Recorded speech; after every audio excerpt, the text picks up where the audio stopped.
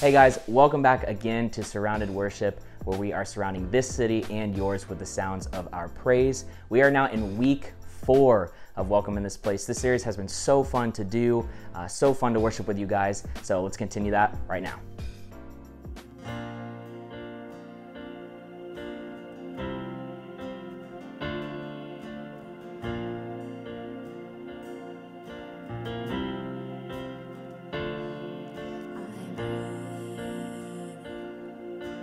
Presence of the living God, I take the goodness of your love. I lean in closer to my Father's heart. I trust who you say you are. You are alive, living and breathing here in this place.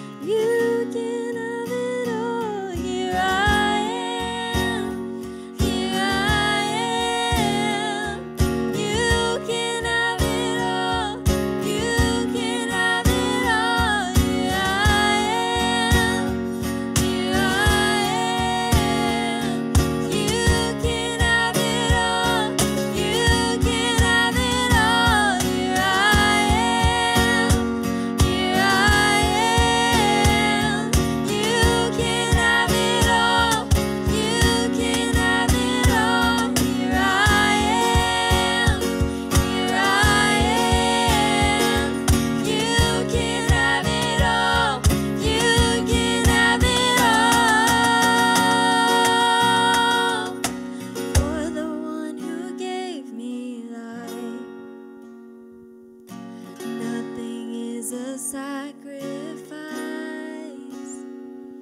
So use me how you want to, God. Have your throne within my heart. Here I am, here I am. You can have it all, you can have it all. Here I am, here I am. You can have it all, you can have it all. Hey guys, I'm Kristen and I'm one of the co-founders here with Surrounded Worship. I just want to talk to you guys a little bit about something that you've seen throughout the series Welcome in This Place, with the idea that you don't need lights and cameras and production to really encounter God. So the first thing that comes to mind for me about this is a song that I grew up singing. It came out when I was about 8 years old, and it's called Heart of Worship.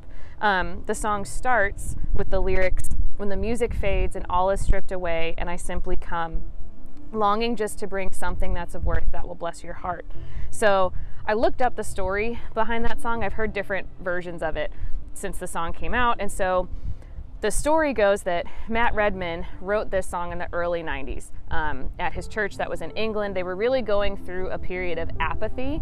And so one day the pastor decides to clear the stage. Took off all of the lights and the production and the team and the band and everything. And he challenged his congregation and asked them what they were bringing to worship, or were they just consumers? And a few of the stories I read said that it created this very awkward time of no one really knowing what to do, and eventually some people started singing. But Matt Redman is quoted saying, "We stripped away anything associated with style, preference, or performance, and there was a real sense of discovering the heart of worship again." So that just makes me think of this consumer culture that we live in now. Everything is, it's right here. I can watch whatever I want. I can read whatever I want. And it's all for me and what I need or feel like I want. And I feel like we've really taken that and applied it to worship as well. You may walk into a church service or a worship concert and feel like, what am I going to get out of this? I'm here to just be filled and to consume, and I need the lights and the production and the fog machines and all of that stuff in order to encounter God. And when we rely on that, when we rely on the production, the worship leaders even, the lighting, all of that to encounter God, we're just trying to consume and benefit from someone else's worship experience, not getting our own experience. And we're trying to force a connection with God. It's definitely possible to encounter God in those settings. I've had some very real encounters with God with lots of production. But it's hard for us, and we shouldn't really rely on those experiences to be the only times that we encounter God, because if we do that, we've totally missed the point of connecting with Him. So I was brought to Matthew 15. So in this part, this is one of the many times that Jesus is talking to the Pharisees, and they're trying to trap Him because the disciples are breaking certain Old Testament commandments. And so He calls them out, and He basically says that these Old Testament laws that you're following them because they're laws that you're following. They're totally missing the heart issue. So to the Pharisees, He quotes the Old Testament. So He quotes Isaiah 29:13, and I really like the CSB version, and it says, "These people approach me with their speeches to honor me with lip service, yet their hearts are far from me, and human rules direct their worship of me." So He's calling them out and saying that their worship, it's empty, it's meaningless, and He rebukes them for it. They're just going through the motions at this point. They're so hung up on the human rules of the world, and how the world worships and views certain things and how the world saw them, that they're missing the reason they're worshiping in the first place. And the reason, in this case, the Pharisees were following certain rules. So it brings me back to the song. There's a part right before the chorus, and it says, "I'll bring you more than a song, for a song in itself is not what you've required. You search much deeper within, and through the way things appear, you're looking into my heart." So some of our best times and best experiences in worship and with God can be done on our own, all by ourselves. In Matthew, Jesus talks about praying. Again, this is earlier in Matthew 6, and he's, again, talking to the Pharisees because they are making these public displays of their prayers and showing how holy they are. So he says in Matthew 6:6, "But when you pray, go into your room and shut the door, and pray to your Father who's in secret. And your Father who sees in secret will reward you." And these rooms, think of it like a closet, basically, where they're in this room, and once they close the door, there is no connection to the outside at all. And that's where Jesus tells them they should be doing a lot of their praying. He's not saying don't pray in public. He's not saying don't worship in public, but you have to have those times alone with God in order to have that connection. It's important for us to know we're not praying for a human audience. We're not worshiping for a human audience. We're worshiping a heavenly God and a heavenly audience, and that's what matters. So that's how we get genuine worship in a public space, is when we have those private moments with just us and God. And again, that's not saying those connections don't happen in public, but in order for us to have meaningful experiences, it's got to be both. We've got to have both of those things to really connect with God. Because those are the moments where we are truly going to encounter God. And that can be on our face in our bedrooms. It can be in the car on the way to work. It can be sitting with a few friends and just like jamming out to some worship songs you're playing on Spotify. It can be a lot of different ways. There's no like cookie cutter way to encounter God on our own, but I think it's so important to have those times where it's just us. We don't need to be in the four walls of a church or a building in order to experience God. And it's so important to have that experience, to have corporate worship, to go to a church and have those moments with other believers. But again, He's the reason we're worshiping. So it's so important for us to spend time with just us and God. And so the chorus of the song, really the end of it is what always gets to me, is, "I'm sorry, Lord, for the thing I've made it. When it's all about you, it's all about you, Jesus." So I just want to challenge you that when you're worshiping, whether it's in your car, in church, at a worship conference, or at a concert or something, remember that worship isn't about us. It's not about the lights. It's not about the production. It's not even about the worship leaders that are doing the singing or the playing.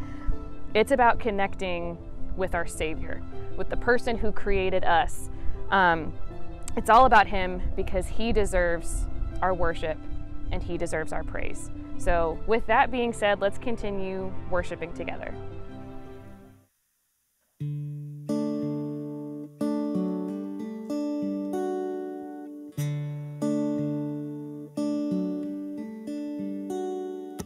I don't have to sing it like an angel. I can come to you with confidence. It's easier than I've made it.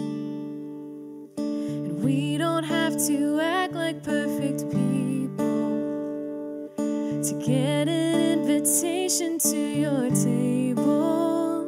It's easier than we've made it. So much easier than we've made it. And all that you want is my attention, God. If that is my cost, you can have my forever. I'll keep finding a billion ways to show you, a billion ways to show you just how much I love you.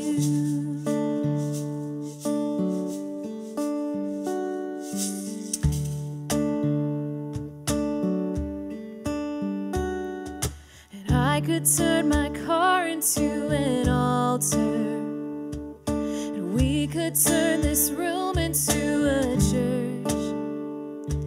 It's easier than we've made it. And I won't save my worship for a Sunday, 'cause life with you is more than just a song. It's easier than we've made it. So much easier than we've made it. And all that you want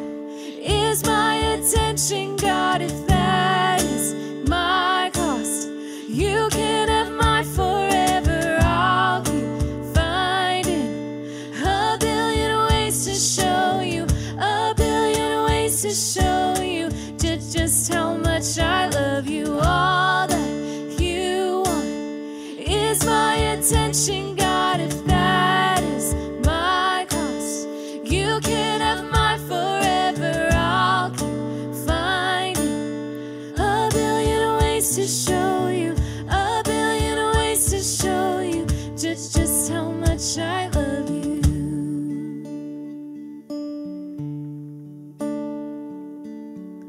And I could sing of your love forever. I could sing of your love forever. I could sing of your love forever. I could sing of your love forever. I could sing of your love forever. I could sing of your love forever. I could sing of your love forever. I could sing of your love forever. And all that you want is my attention, God. If that is my cost, you can have my forever. I'll keep finding a billion ways to show you, a billion ways to show you just how much I love you. All that you want is my attention, God. If that is my cost, you can have my forever. I'll keep finding a billion ways to show you, a billion ways to show you just how much I love you. Thank you guys so much for watching. Do not forget to like, comment, and subscribe. And if you would like to support us more and help our ministry be able to flourish and be able to do different things, please go check out our Patreon. We would love for you guys to support us in that way as well. So we love you guys, and we will see you next week.